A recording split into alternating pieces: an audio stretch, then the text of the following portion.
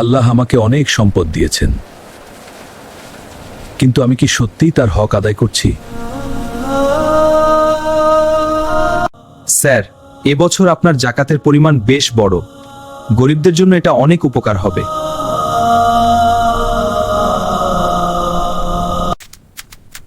এত টাকা দিয়ে দিলে ব্যবসা ছোট হয়ে যাবে, পরে দেখা যাবে।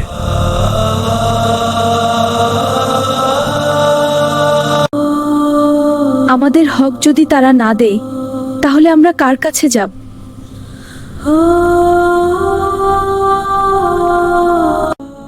এই সম্পদ আমার পরিশ্রমের, কেন আমি ভাগ করব?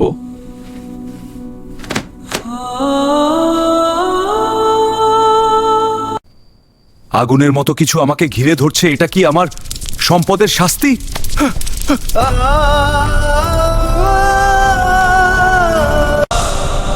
যে সম্পদে জাকাত দেওয়া হয় না, তা কিয়ামতের দিন আগুন হয়ে ফিরে আসে।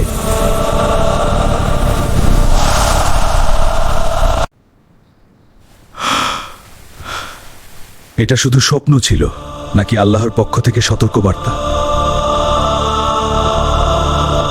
স্যার, আজ অদ্ভুতভাবে কোনো বিক্রি হচ্ছে না।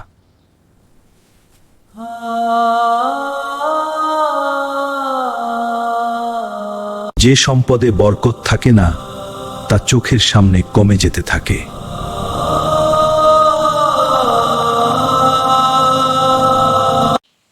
জাকাত শুধু দান নয়, এটা আল্লাহর ফরজ করা অধিকার।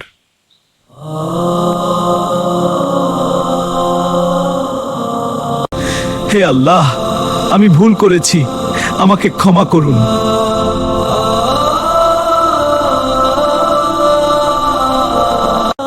আজই সব হিসাব করে গরিবদের হক পৌঁছে দাও।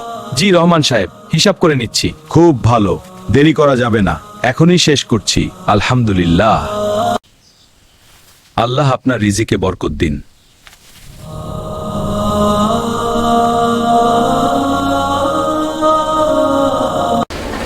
বরকত এমন এক রহমত, যা শুধু টাকা নয়, শান্তিও ফিরিয়ে আনে।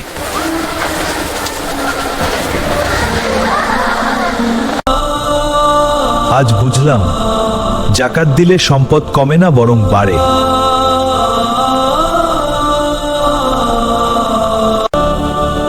একটি শিশুর হাসি আজ আমার সবচেয়ে বড় লাভ।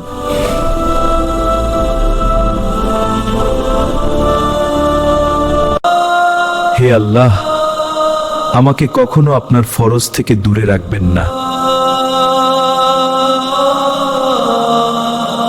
মনে রাখো, জাকাত না দিলে সম্পদ আগুন হয়ে ফিরতে পারে, কিন্তু জাকাত দিলে সেই সম্পদই তোমার জান্নাতের আলো হতে পারে।